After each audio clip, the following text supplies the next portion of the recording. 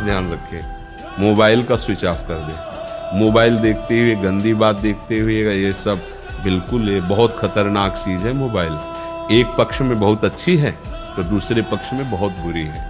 अच्छा है कि अचानक आपको कोई परेशानी हो गई, आप किसी को भी सूचना दे सकते हैं, पुलिस को दे सकते हैं, किसी को भी, कि बहुत दूर देश अपने संबंधी को भी सूचना दे सकते हैं। आप अकेले कमरे में फंस गए, विपत्ति है तो आप सूचना दे, बहुत बढ़िया हितैषी भी है और बहुत बुरा भी है।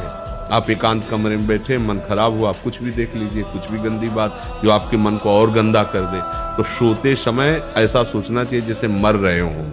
मरने वाला आदमी क्या करता है, जो होशियार होता है वो भगवान का स्मरण करता है। पता नहीं हम जगे कि ना जगे, तो राधा राधा राधा राधा, जब तक नींद नहीं आ रही पड़े पड़े राधा राधा रटते, कब सो गए तो आप देखना जब जगोगे तो आपकी राधा ही निकलेगा। जब तुम बाहर का मनोरंजन बंद कर दोगे तो तुम्हारे मनोरंजन भगवान बन जाएंगे। भगवान का नाम है भक्त जन मनोरंजन। ऐसे दृश्य, ऐसी बातें, ऐसा चिंतन, वो ढांच पड़ता है उपासक। बाहर को बंद करो मनोरंजन, माया तो भगवान आवश्यक है, भोजन उतने आवश्यक है, व्यायाम। ये जैसे नवयुवक जन है ना, व्यायाम करना चाहिए। शरीर स्वस्थ है, बुद्धि प्रसन्न है, जिसमें अब तो क्या व्यायाम होता है, बस सुबह तक सोए, चाय पिए, गंदे आचरण किए हैं तो शरीर में दम है नहीं। व्यायाम क्या करें? ब्रह्मचर्य ऐसे थोड़ी रह जाता है कि ऐसे खाओ पियो ब्रह्मचारी रह जाओ, नहीं। 45 मिनट व्यायाम करके पूरे वृंदावन की परिक्रमा करके अपने ठाकुर की सेवा, गुरु जी की 2 बजे प्रसाद पाते थे मांग करके। देखो, अब देखो अपना जीवन देखना, 1 साल में आप बदल जाओगे। 1 साल में चेहरा बदल जाएगा, जीवन बदल जाएगा। नाम जप करो, आध्यात्मिक शक्ति बढ़ाओ, व्यायाम करो, शुद्ध भोजन करो, शारीरिक शक्ति बढ़ाओ, अभी आप बलवान बन जाओगे। बलवान कौन है? दूसरा गाली दे रहा, आप सह गए, उसे बलवान कहते। उसके थप्पड़ मार दिया, उसे बलवान नहीं कहते। बल आप में क्षमा है तो आप बलवान हैं। काम को आप जीत रहे हैं, आप बलवान हैं। लोभ को आप जीत रहे हैं, आप बलवान हैं। दूसरा कोई बीमार पड़ा है, आप उसको सेवा कर रहे हैं, कोई चाह नहीं, ये आप बलवान हैं। निर्बल आदमी नहीं कर सकता। आज हम सब निर्बल होते जाते हैं, क्या? अपने सुख के लिए, बस हमारा शरीर सुखी रहे, दूसरे को छुरी से काट दो, कोई मतलब की बात नहीं। ये सब निर्बल लोग हैं जिनको विकार और जानने की जरूरत नहीं। जो जानते हैं उसी को मान ले, बस काम बन जाए। कौन नहीं जानता कि पराई बहन बेटी पर गंदी नजर करना गलत है? मानते हो? आप विचार करके देखो, कौन नहीं जानता ये गलत है? हर कार्य को आप जानते हो, क्योंकि सबके हृदय में भगवान बैठे हुए हैं। जहां आप कोई गलत कदम उठाओगे, पहले संकेत हो, ए गलत है। सच्चाई से देखो, पहले भगवान का गलत अंदर स्फुरना हो, गलत है, भय लगता है। पर वो एक बात कोई पकड़ लो, जो जानते हो, जानने की जरूरत नहीं। कौन बात पकड़े? जो तुम जानते हो सत्य मार्ग की, एक बात पकड़ लो, फिर देखो चढ़ाई कैसे चढ़ते चले जा रहे हो। हम लोग हजारों बातें कहते हैं, हजारों बातें सुनते, पकड़ एक भी नहीं पाते। हमारे पकड़ मत करो, जो आपका समय उसको बर्बाद मत करो। यदि बर्बाद नहीं करोगे तो समय आपको उठा देगा। बोले देखो उनका अच्छा समय आ गया, कहते ना, बोले बहुत बुरा समय है यार, कदम कदम पे विपत्ति। समय को तुमने बर्बाद किया तो बुरा समय आ गया। और समय से बढ़कर कोई संपत्ति नहीं, ये बात समझ लो। जिसने अपने समय को सार्थक किया वही सब कुछ हो सकता है, जो चाहे हो सकता है। समय को सार्थक करना सीखो। आप सोचो, इतना कीमती समय, जैसे हम कहाँ खर्चा करें? मनोरंजन में, बकवास में, व्यर्थ की लड़ाई झगड़ा में, व्यर्थ की दृश्य देखने में, व्यर्थ की क्रियाओं में, गंदे विचारों में। तो अगर हमें लगता है अगर हम भजन ईमानदारी से करना चाहें तो सब कुछ करते हुए भी हमारे पास भजन करने के लिए वीर का नाश, जीवन का नाश है। आजकल के बच्चे, नौजवान इसको मनोरंजन समझते हैं और उनको सलाह भी ऐसी मिलती है कि हम जैसे बोल रहे हैं ब्रह्मचर्य के लिए, तो डॉक्टर और आपको जो इधर सांसारिक प्रोत्साहन देने वाले हैं वो आपको सलाह देंगे। हमें तो अंग्रेजी को शब्द नहीं याद है, फ्रस्ट्रेशन। हाँ, और यही जो स्टेशन कह रहे हैं गाड़ी स्टेशन से अलग कर दो तो बोले तुम बहुत शांत हो जाओगे और फिर अपने काम में। भगवान से बराबर है पैसा, भगवान के बराबर है। अरे जो माँ लक्ष्मी स्वयं भगवान उनकी तरफ चितौते नहीं, चरण दबाती रहती हैं। आपने भगवान के समान पैसे को रख दिया। क्या देता है ये? विषय सेवन, शरीर का पोषण, ये भगवान है हमारा क्या?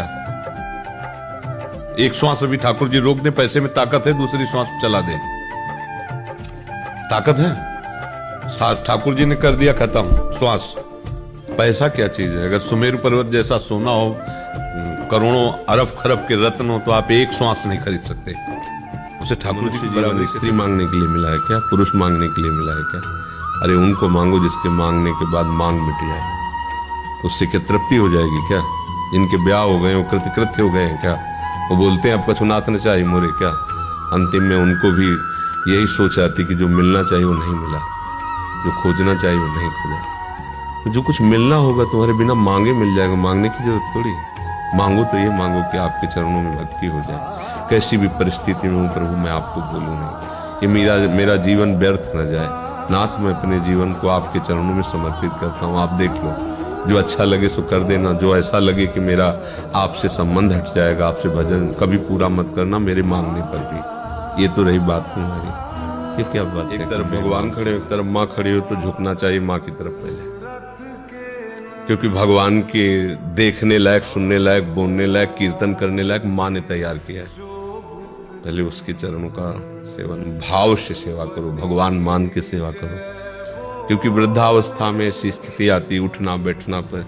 अब कैसे निर्दयी लोग हैं, माता पिता वृद्ध हैं और तुम देश विदेश घूम रहे हो, मनोरंजन कर रहे हो, और उनको जरूरत है, उनको अनाथालय में भेज दिया। अगर तुम्हें उस समय अनाथालय में भेज दिए होते तो तुम्हारी क्या दशा होती? उनको अपना दूध पिला के छाती का इतना बड़ा किया, और जब उनको आवश्यकता हुई कि तुम एक लोटा पानी दे सकते हो, थोड़ा भोजन दे सकते हो, तो तुम नई बहू लिए घूम रहे हो देश विदेश।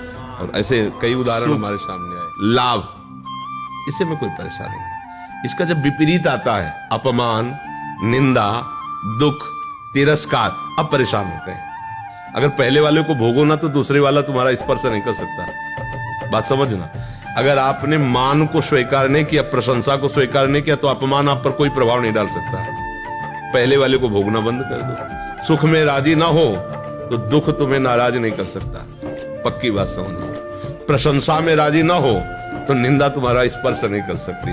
पर हम पहले को भोगते हैं तो दूसरा हमें अपने आप गले लग जाता है। सुख के भोक्ता बने, कोई दुख नहीं चाहता, सबको दुख भोगना पड़ता है। गर्लफ्रेंड की नाटक चल पड़ा है, ये बहुत हानिकारक है नए बच्चों के लिए, इसमें सावधान रहे, नहीं तो मतलब फिर जीना मुश्किल हो जाएगा, ऐसी परिस्थिति आ जाएगी। बिल्कुल ये बात समझ लो, इसमें किसी को भी लाभ नहीं मिलेगा, किसी को भी।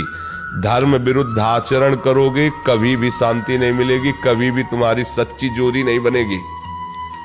आप अधर्माचरण कर सोचो कि हम वो ब्याह कर लेंगे, अपने मनमानी आचरण, तो वो निर्वाह नहीं हो पाएगा, निर्वाह नहीं हो पाएगा, क्योंकि तुमने मन से किया है। कल मन वही बेईमान मन दूसरी जगह फंसा देगा, और जहाँ ये बात आई तो दोनों में खट्टापन हो जाएगा, दोनों अलग हो जाएगा। और कौन किसको फिर मानेगा?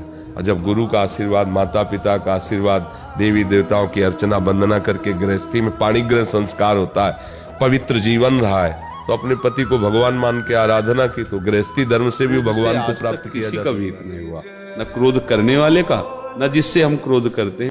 एक आदमी का खेत की मेड़ होती है ना, मेड़ को खुरपी से काटता जाता था। अब हर बार हर जुताई में वो काटता ही जाता था, इधर वाला सह रहा था। अब एक सीमा होती है, वो जब सीमा भी उल्लंघन कर दिया, उसने उसको मारा, मारने में वो मर गया, बहुत ज्यादा मार दिया, वो तो मर गया और ये जेल गए, पूरे आजीवन की सजा हुई, दोनों खेत पड़े। बेवकूफी हो गई ना, वो कितना काटता। अगर वो आपकी मेड़ को काट के अंदर घुसता, तो समाज है, आप समाज व्यवस्था का प्रयोग कीजिए, रिपोर्ट कीजिए। मारने से क्या हुआ? आप जेल गए और वो मर गया, दोनों का अमंगल होगा। तो क्रोध ने कर दिया ना अमंगल।